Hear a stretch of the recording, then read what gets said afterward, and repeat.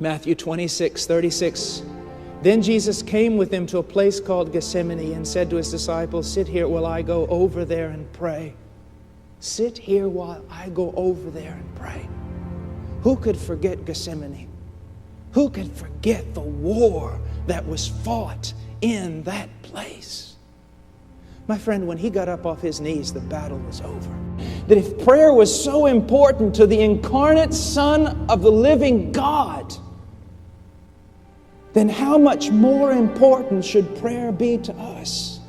How much more should we depend upon prayer? Jesus lived a life of prayer. That's the first thing I want you to see. In Luke 5:16 it says, "But Jesus Himself would often slip away to the wilderness and pray." The only place you'll ever rest is in Jesus Christ. And you know when you're walking with God, when you slip away to Him. When you say, there's so much I have to do. So much grudging work, so much labor. I just wish that I could slip away to Him for a moment, because He's the one to whom I escape. Jesus would slip away. In Matthew 14:23 it says, after He had sent the crowds away, He went up on the mountain by Himself to pray, and when it was evening, He was there alone. Someone said, why did Jesus need to pray so much? He was the incarnate Son of God. We're going to talk about that. But let me show you just the foolishness of that question. Could it just be possible that He always wanted to slip away and be alone with God simply because He loved Him?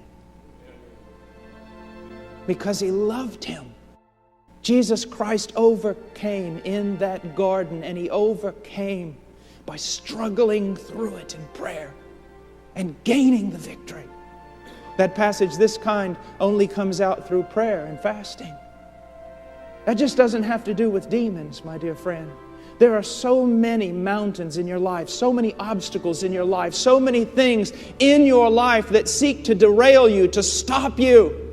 And they're going to stay there because some of those things just don't go away by counseling. They go away by falling on your face before God until He delivers you.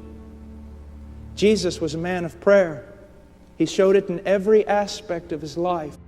Finally, my brethren, be strong in the Lord and in the power of His might. Put on the whole armor of God, that ye may be able to stand against the wiles of the devil. For we wrestle not against flesh and blood, but against principalities, against powers, against the rulers of the darkness of this world, against spiritual wickedness in high places. Wherefore take unto you the whole armor of God, that ye may be able to withstand in the evil day, and having done all, to stand. Stand, therefore, having your loins girt about with truth, and having on the breastplate of righteousness, and your feet shod with the preparation of the gospel of peace. Above all, taking the shield of faith, wherewith ye shall be able to quench all the fiery darts of the wicked. Take the helmet of salvation, and the sword of the Spirit, which is the Word of God. Praying always, with all prayer and supplication in the Spirit, and watching thereunto with all perseverance and supplication for all saints.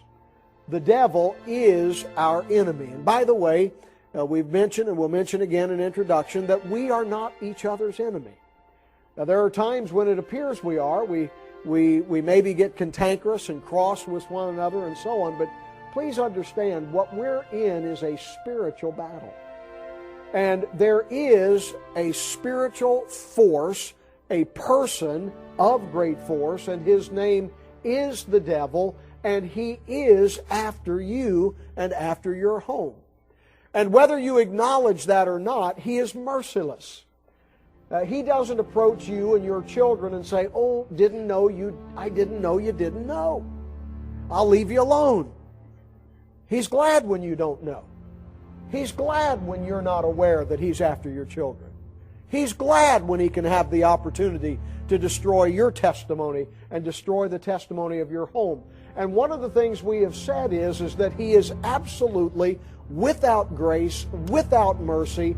His most satisfying day is when He destroys you publicly and destroys your life and testimony and the lives and testimony of your family. And as powerful as the Word of God is, it will never serve the full purpose that God designed it to serve, nor will the Word of God have its fully effective power unleashed until you and I add one thing to it. And it is probably the hardest thing in our Christian lives. And that is a consistent life of prayer. Before every Christian fights, he ought to drop to his knees and pray.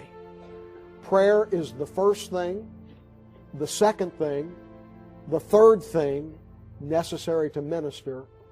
Pray, therefore, my dear brother. Pray, pray, pray.